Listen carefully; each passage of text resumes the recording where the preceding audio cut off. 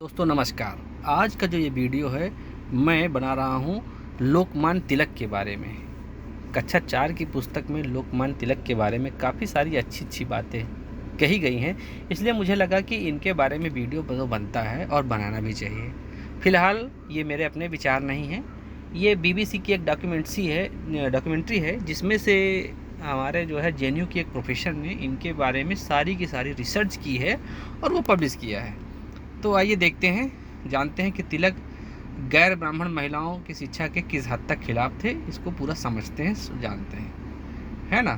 तो ये जो है उस समय जो महाराष्ट्र में जो दिग्गज थे महादेव गोविंद रानडे, वो कहते थे कि शिक्षा के लिए जो है सभी लोगों के, अलग अलग परिवेश के लोगों का एक साथ आना बहुत ज़रूरी होता है। जब तक सभी नहीं मिलेंगे तब तक हम जो है नहीं सोच सकते कि हमारा राष्ट्र उन्नति की ओर जाएगा। इसके लिए जो है महिला, किसान, इनका सशक्तिकरण ज़रूरी है और इनको शिक्षा मिलनी चाहिए। तो 1942 में उनकी जयंती मनाते हुए डॉक्टर भीमराव अम्बेडकर ने कहा था कि रानडे एक स्वाभाविक नेक नियति थी, उनमें ज़बरदस्त बौद्धिक क्षमता थी। वे न सिर्फ वकील और हाई कोर्ट के जज थे बल्कि आला दर्जे के अर्थशास्त्री भी थे। वे शीर्ष स्तर के शिक्षा शास्त्री और उसी स्तर के धर्मशास्त्र के ज्ञाता भी थे। ये अम्बेडकर जी ने 1942 में उनके बारे में बोला भी है। जब आर्य समाज के संस्थापक स्वामी दयानंद सरस्वती 1875 में पुणे पहुंचे तो कुछ लोगों के दल ने उन्हें मारने पीटने की धमकी दी। उस समय रानडे और ज्योतिराव फुले ने उनकी रक्षा के लिए आगे आए। लाठियों के प्रहारों और पत्थरों की बौछारों के बीच पुणे की गलियों से उन्हें सुरक्षित निकाल कर ले गए थे। 1880 में एक सीनियर जज के तौर पर रानडे ना तो कोल्हापुर के महाराजा 1901 की पहल कदमियों का खुलकर साथ दे सके और ना ही भारतीय राष्ट्रीय कांग्रेस को कोई दिशा निर्देश दे सके, और ना ही वे टैक्स छूट के लिए सरकार से जुड़े सौदेबाजी करने में बनी हुई दक्कन सभा से जुड़ सके। मतलब इन चीज़ों पर भी जो है वो पीछे ही रहे।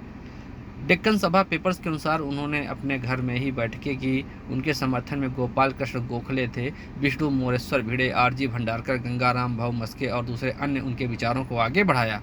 रानडे और उनके समर्थकों को बाल गंगाधर तिलक के जबरदस्त विरोध का सामना करना पड़ा। कार्ल मार्क्स की तारीफ करते थे, किसानों का समर्थन और जाति व्यवस्था को समर्थन करते थे।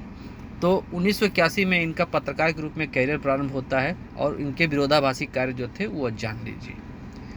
उन्होंने ब्रिटिश प्रेस 1 मई 1981 में कुछ पुराने लेखों को छपवाकर कार्ल मार्क्स के विचारों से न सिर्फ परिचय करवाया बल्कि उनकी तारीफ भी की। ये पहला काम था। दूसरा काम था, उन्होंने कुछ दिन पहले लागू हुए दक्कन के किसानों की राहत के लिए बने कानून की कड़ी आलोचना की। यह कानून गरीब किसानों को उन लालची सूदखोरों से बचाने के लिए था जो उनकी बची कुची संपत्ति भी हड़प जाते थे और कर्ज न चुकाने के जुर्म में उन्हें जेल भिजवा देते थे। तीसरा, उन्होंने जाति व्यवस्था का बचाव किया। ये भी है इनका जब इनका खुद का एक पत्र है मरहट्टा के नाम से, उसमें इन्होंने खुद जो है इसके लिए लेख भी लिखे हैं। ऐसे नहीं, ये सारी बातें जो हैं, तो जितने भी ये सब जो है सारी के सारे फैक्ट के साथ सारी चीज़ें रखी गई हैं आपके सामने। जिंदगी भर ये 3 मुद्दे उनकी विचारधारा के स्तंभ बने रहे। 1984 में महादेव गोविंद रानडे और कुछ अन्य सुधारवादियों ने मिलकर लड़कियों के लिए पहला स्कूल यानी हुजूर पागा खोला। उस दौरान सहमति का बिल यानी विवाह की उम्र को लेकर भी आया। तिलक इन दोनों के विरोधी बनकर उभरे।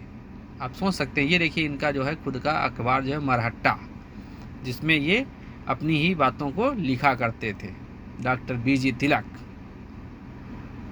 किसानों को जेल भेजने की मांग तक इन्होंने कर दी।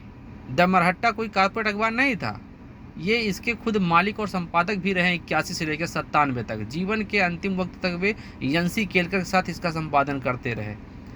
किसानों के लिए लाया गया डेक्कन एग्रीकल्चरिस्ट रिलीफ बिल का ड्राफ्ट महादेव गोविंद रानडे और विलियम वेडरबर्न ने तैयार किया था। 74 से 79 के बीच बड़े भयंकर अकाल की मार झेल चुके किसानों को राहत देने के लिए बिल लाया गया था। उस वक्त हालात ये थे कि 10 से 20 रुपए का लगान देने वाले किसानों पर सूदखोरों का कर्ज बढ़कर 1000 से 2000 रुपए तक पहुंच गया था। अकाल और भारी कर्ज के तले दबे किसानों ने सूदखोरों के खिलाफ बड़ा भारी विद्रोह कर दिया था। इस आंदोलन का नेतृत्व एक चितपावन ब्राह्मण वासुदेव बलवंत फड़के कर रहे थे। अछूत और आदिवासी उनके साथ थे। दौलतिया रामोसी, बाबाजी चम्मार, सखाराम महार और कोदू मांग जैसे अछूत और आदिवासी नेता फड़के के साथ थे। लेकिन तिलक ने फड़के की बगावत को एक गुमराह शख्स की कोशिश करार दिया।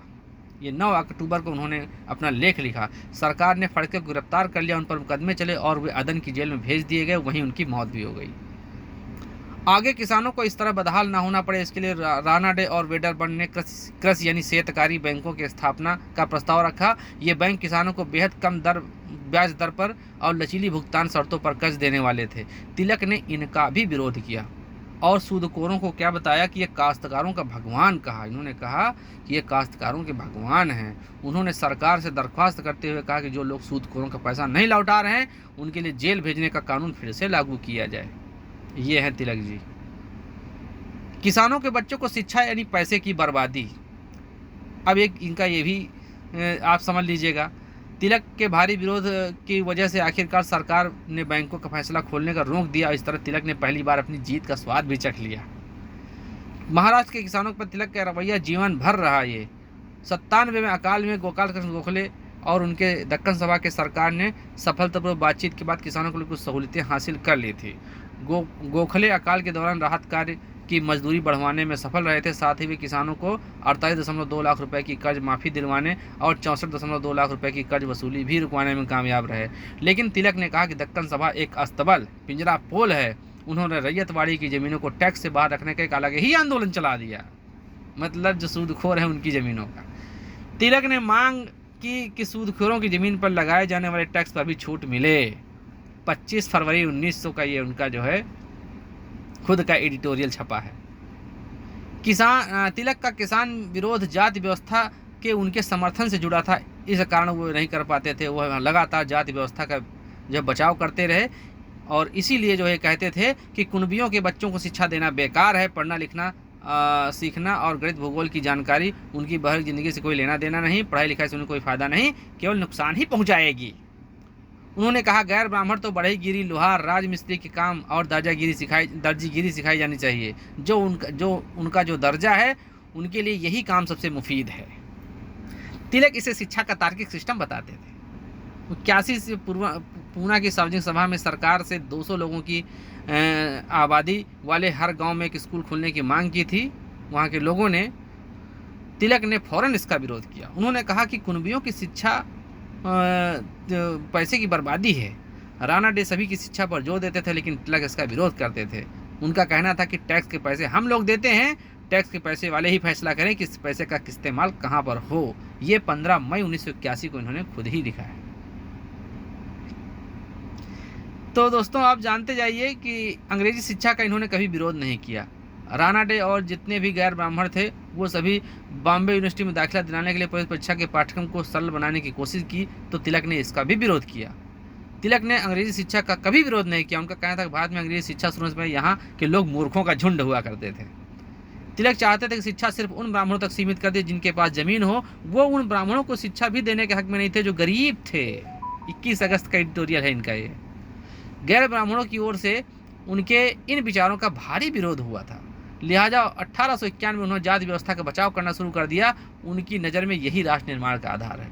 उन्होंने कहा हमारे लिए आधुनिक पढ़े लिखे ब्राह्मण और नए जमाने के पढ़े लिखे गैर ब्राह्मणों के बीच अंतर करना मुश्किल होगा। इस असमानता को महसूस करने का वक्त आ गया है। ये 22 मार्च 1891 को उन्होंने अपने एडिटोरियल में लिखा हुआ है। अपने एक धारदार संपादकीय the caste and caste alone has power में तिलक ने लिखा, एक हिंदू राष्ट्र यह मानता है कि अगर इस पर जाति का प्रभाव नहीं होता तो यह कब का मिट चुका होता।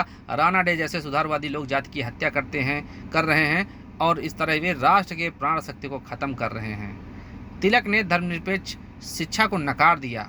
उनका कहना था कि यह विनाशवाद को जन्म देती है। वह इस बात पर जोर देते थे कि स्कूलों में दी जाने वाली धार्मिक शिक्षा उसके पारंपरिक रूढ़ और सरल सिद्धांतों पर दी जाए। उन्होंने यह भी लिखा कि हमें बच्चों को निश्चित तौर पर बताना होगा कि भगवान का अस्तित्व है, और जो बच्चा कहे कि भगवान को हम नहीं मानते हैं तो उससे जो है बेंत मारकर चुप कराना होगा। तिलक होम रूल लीग पर जोर देते थे। उनका कहना था कि ब्रिटिश शासन में जाति व्यवस्था चतुर्वर्ण का क्षय होता जा रहा है। उन्होंने जामखंडी के गैर ब्राह्मण प्रशासक पर भी हमले किए। 21 अप्रैल 1901 को इन्होंने नॉन ब्राह्मण कास्ट क्रेज को जो है इन्होंने कोल्हापुर के जो महाराजा थे उनकी भी आलोचना की। उन्होंने कहा कि वे अपना मानसिक संतुलन खो चुके हैं। छत्रपति साहू जी महाराज के बारे में इनकी बातें हैं, आप सोच सकते हैं। स्कूलों और हमारे देखिए प्रधानमंत्री जी उनकी सेवा कर रहे हैं। लड़कियों की स्कूली शिक्षा के खिलाफ थे तिलक जी। अब देखिए उन्होंने जाति व्यवस्था का बचाव करने के चक्कर में किसी को नहीं छोड़ा। यहाँ तक कि उनकी जद में शंकेश्वर के शंकराचार्य, यहाँ तक कि आदि शंकराचार्य भी इनकी जद में आए, उन्होंने इनको भी नहीं छोड़ा, उन पर भी हमला किया उन्होंने। स्त्री शिक्षा का भी तिलक ने उतनी ही तत्परता से विरोध किया। पुणे में लड़कियों के लिए खोले गए राना डे स्कूल के पाठ्यक्रम में ऐसा पाठ्यक्रम लागू था जिससे आगे चलकर जो है लड़कियां उच्च शिक्षा ले सके। तो जबकि ये इन्होंने क्या किया, राना डे के स्कूल में सभी जातियों के लोग पढ़ सकते थे, मराठा, कुंभी, सोनार, यहूदी, धर्म परिवर्तित सभी पढ़ सकते थे। तो अछूतों की शिक्षा भी लड़कियां भी यहाँ पे शिक्षा ले रही थी। अंग्रेजी शिक्षा महिलाओं के अस्तित्व से वंचित करती है। तिलक ने क्या कहा कि अंग्रेजी शिक्षा महिलाओं को अस्तित्व से वंचित करती है, इसे हासिल करने के बाद सुखी सांसारिक जीवन नहीं जी सकती। बताइए, उनका इस बात पर बहुत जोर था कि महिलाओं को सिर्फ देसी भाषाओं और नैतिक विज्ञान और सिलाई कढ़ाई की शिक्षा दी जानी चाहिए। अब बताइए, ये लड़कियों को आज सोचना चाहिए कि ये कैसे थे हमारे लिए। लड़कियों को सुबह 11 बजे से शाम 5 बजे तक पढ़ने पर भी उन्होंने विरोध किया। उनका इनको सिर्फ 3 घंटे पढ़ाया जाए और बाकी समय में इनको जो है घर का काम सिखाया जाए। तिलक ने राना डे को चेताया, अगर इस पाठ्यक्रम को तुरंत सुधार नहीं किया गया तो यह देखकर हमें आश्चर्यचकित नहीं होना चाहिए कि पतियों को छोड़ने वाली रकमाबाई जैसी लड़कियों की तादाद क्यों बढ़ती जाती है। अब ये रकमाबाई कौन है? उस समय पहली महिला तलाक पाने वाली, जो तलाक पाने वाली पहली महिला थी वो ये थी। तो बाद में कानूनन तलाक लेने वाली पहली महिला ये बनी थी। दरअसल रकमाबाई पढ़ी लिखी थी। उन्होंने अपने निरंकुश पति दादाजी भीका जी के साथ रहने से इनकार कर दिया था। रकमाबाई हमेशा अपने साथ मारपीट की शंका से डरी रहती थी, इसलिए उन्होंने पति के साथ रहने से इनकार कर दिया। तिलक ने इसे पूरी हिंदू नस्ल की नाक का सवाल बना दिया। अपने साप्ताहिक अखबार में 8 पन्ने में से पूरे 6 पेज भरकर उन्होंने दादाजी का समर्थन किया। उन्होंने लिखा, अगर रकमाबाई अपने पति के साथ जाने से इनकार करती है तो उन्हें जेल भेजा जाना चाहिए। वे लगातार इस बात पर जोर देते रहे कि रकमाबाई और सरस्वतीबाई यानी पंडिता रमाबाई जैसी महिलाओं को वैसी सजा मिलनी चाहिए जैसी चोरों, व्यभिचारियों और हत्यारों को मिलती है। ये मरहट्टा में उन्होंने लिखा था, 12 जून 1887 को लिखा था। रकमाबाई का केस सहमति की उम्र विवाद से भी जुड़ा हुआ था, क्योंकि उनकी शादी बचपन में ही हो गई थी। दरअसल यह बहस BM मालाबारी के प्रस्ताव के साथ उठकर खड़ी हुई थी, जब लड़कियों की शादी की उम्र 10 साल से बढ़ाकर 12 साल कर दी जाए का एक नियम आया। तिलक ने इस मामले में भी जीजी अगरकर, महादेव गोविंद रानडे और दूसरे सुधारवादी नेताओं पर हमले किए। इस मामले में तिलक ने जो लिखा, यहाँ शालीनता के साथ लिहाज से उसको कहा भी नहीं जा सकता। आप सोच लीजिएगा। दरअसल यह बहस 10 साल की लड़की फूलमणि की मौत के साथ तेज हो गई थी। 1890 में फूलमणि की मौत उस वक्त हो गई जब उसके 30 साल के पति हरि मैती उसके साथ शारीरिक संबंध बना रहे थे। तिलक ने लोगों से अपील की कि मैती पहले ही पत्नी खो चुके हैं, अब उनकी और लानत मलामत न की जाए। इस तरह इन्होंने बचाने का प्रयास किया। इस त्रासदी ने समाज के हर वर्ग को एकजुट कर दिया। 1891 में सहमति की उम्र का बिल पास हो गया। 1900 के बाद तिलक राष्ट्रीय व्यक्तित्व बन चुके थे, लेकिन क्या उनका रवैया बदला? इसका कोई सबूत मिलता ही नहीं है। तिलक ने हमेशा अपने औपनिवेशिक सरकार की इस बात की आलोचना की कि उनकी वजह से किसान, जमींदार, सूदखोर मुक्त हो गए। मतलब वो चाहते थे अपने जैसा भारत, वो कभी भी नहीं चाहते थे कि यहाँ सुधार हो पाए। उन्होंने ईमानदारी और खोटे जैसे जमींदारों का जोर शोर से बचाव किया।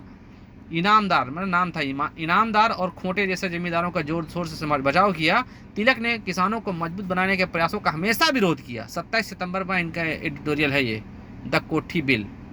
जब DK कर्वे ने 1915 में पहला महिला यूनिवर्सिटी की स्थापना की तो तिलक का कहना था कि औसत हिंदू लड़की को बहू के तौर पर देखना चाहिए, जिसका अपने पति और लोगों के प्रति खास कर्तव्य हो। उन्होंने कर्वे से कहा कि वो यूनिवर्सिटी के पाठ्यक्रम को खाना बनाने, घर के स्वास्थ्य और बच्चों की देखभाल जैसे विषय पर सीमित करें। अपने अखबार द मरहट्टा में नगर पालिका में अपने समर्थकों के जरिए तिलक ने लड़कियों के लिए मुफ्त और अनिवार्य शिक्षा का भी विरोध किया। आप सोच लीजिए, मार्क्सवादी इतिहासकारों ने ही इनको हीरो बनाया। इन्होंने लगातार हमले किए, लेकिन फिर भी कम्युनिस्ट पार्टी के जो भारतीय सदस्य थे इनके संबंध काफ़ी नज़दीक थे। चूँकि इन्होंने लेनिन और रूसी क्रांति का समर्थन किया, इसलिए जो भारतीय इतिहासकार ने इनको जो है स्वतंत्रता संग्राम का बड़ा नेता मानते रहे। लेकिन और ये जबकि राना डे, गोखले और समावेशी भारत को बनाने वाले असली नेताओं को जो है ये कम्युनिस्ट भी खारिज करते रहे। आज यही वजह है कि ये जो है क्लासों में बच्चों के पुस्तकों में मौजूद हैं, जबकि ये जो नेता जिन्होंने अच्छा काम किया वो नहीं मौजूद हैं। इन्होंने जानबूझकर राना डे को भुला दिया। इसके साथ ही ये तिलक के किसान, महिला विरोधी, जाति समर्थन में छेड़े गए अभियानों को भूल गए। इन इतिहासकारों को सिर्फ उनका जेल जाना, 1908 की कपड़ा मिल में हड़ताल में शामिल होना याद रहा। आज 1 सदी बाद भी महाराज पूरी तरह बर्बाद हो चुके किसान आत्महत्या कर रहे हैं। जाति का संघर्ष चरम पर है और महिलाएं बड़े पैमाने पर भेदभाव का शिकार बनती हैं। 1980 में तिलक को एक जीवंत राष्ट्र मिला था। 1920 में उन्होंने इसे पूरी तरह बटा हुआ छोड़ दिया और तिलक के इस अतिरेक के लिए औपनिवेशिक शासन को दोषी ठहराना ठीक नहीं है। तो ये परिमला वीराव दिल्ली में जवाहरलाल नेहरू की जो है इतिहास की शिक्षिका हैं, पढ़ाती हैं, और ये मैंने उन्हीं से लेकर के अपने रखा हुआ। तो आप देख सकते हैं कैसे जातिवादी चेहरा इनके साथ जुड़ा हुआ है। और यहीं से मैं अपनी बात को ख़त्म करता हूँ। नमस्ते।